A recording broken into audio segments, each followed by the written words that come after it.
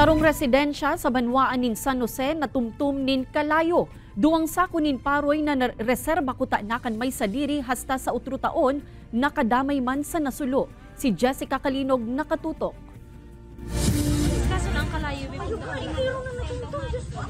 Minuto sa naan naglihis, ang 3 metros por 6 metros na harong sa Barangay Pugay, San Jose, Camarines Sur. Marikas na nagin abo. Haros 95% na daining tumtum kan mag-abot sa lugar, ang mga kabuhan kan San Jose Municipal Fire Station. Day man nagin madali ang pagresponde kan BFP. Ulit harayo sa tinampuan harong, asin sadit andalan kaya day malaog kan fire truck. Base ma'am duman sa wire na nahiling mi. Ito pong service drop. Ito pong halibaga sa poste, service drop pala og luman sa harong. Igo po siya ning putol duman na garong winildingan.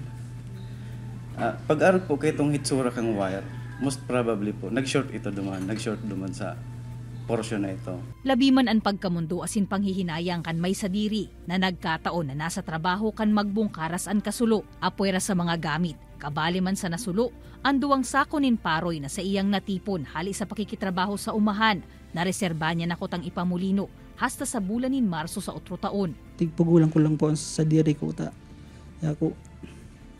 Sabi ko, si Lord lang po ang bahala na yung pagsubok po na nidoy. Sana malampasan ko man po ni. Pangaturugan man ko ta ni Gerald na makapatugdok nin konkretong harong, alagad an sa iyang pigiistara na gibo sa nipa na sulo pa.